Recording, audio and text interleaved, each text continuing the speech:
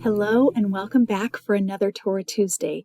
This week we're picking up where we left off last week in Exodus chapter 6, verses 9 through 11.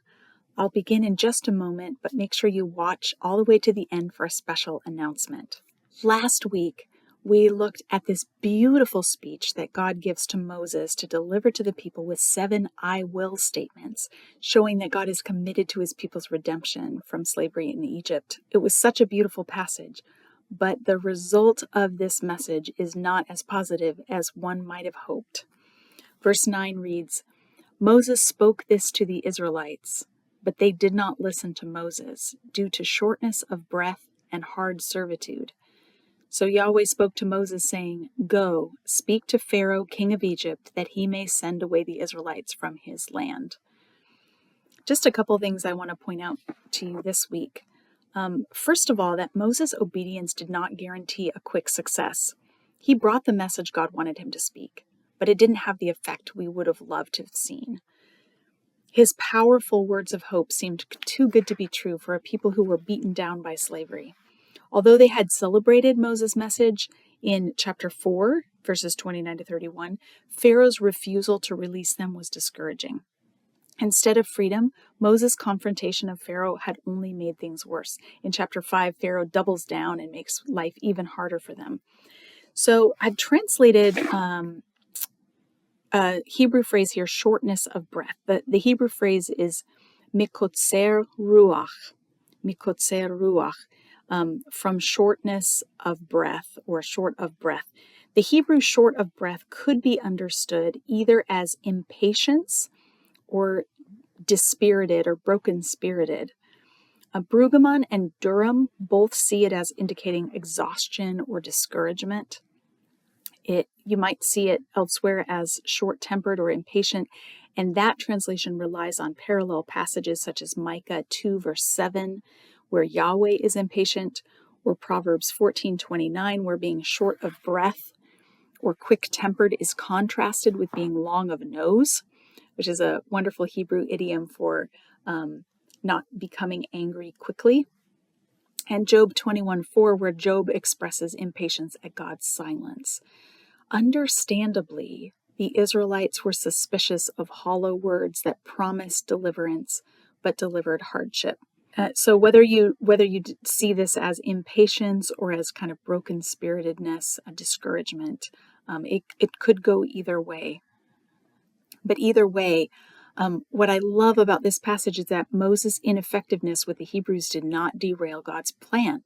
He delivered the message, but God's deliverance did not require their inspiration or their getting on board with it. Their lack of faith did not derail Yahweh's ability to make good on his promises, nor did it discourage God from doing so. If anything, their weakness made the task more urgent. Yahweh sent Moses straight away to Pharaoh. The commission is unchanged. And so he delivered the message that the people would know, so that we would know what God intended. But it didn't require for them to feel warm fuzzies over it. I love that because you and I fall across an emotional spectrum at any given time where we're maybe feeling like a deep sense of trust in God's promises and a deep sense of confidence that he will be true to those promises, and other days where we are filled with more doubt. And God's goodness does not rely on our confidence. It's grounded in God's own character. And I think that's really good news. I don't know what you're facing this week or what God is calling you to do. You can do it with confidence that God will keep up his end of the deal. And now for the special announcement. The publication of my next book is drawing near. It comes out in May of 2023, but it's now available for pre-order. Some of you have already read my book, Bearing God's Name, Why Sinai Still Matters. And now a companion volume, a prequel, if you will, is coming out in May. It's called Being God's Image, Why Creation Still Matters. Together, these two books traverse the entire Bible, from the Old Testament into the New Testament, showing what it means. So Being God's Image is all about what does it mean to be human. And what does it mean that we are the image of God? What are the implications of that for all the different areas of life? And what does it mean for our relationship with Jesus? I'm writing from an explicitly Christian point of view. So how is Jesus the image of God, and how does that relate to or interact with our role or status as God's image?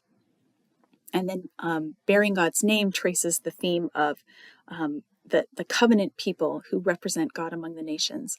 And so together they trace these two themes about humanity, humanity more broadly in being God's image, and then the covenant people more specifically in bearing God's name. And I hope that those who read it and engage with it will discover a richer sense of identity and vocation rooted in the scriptures.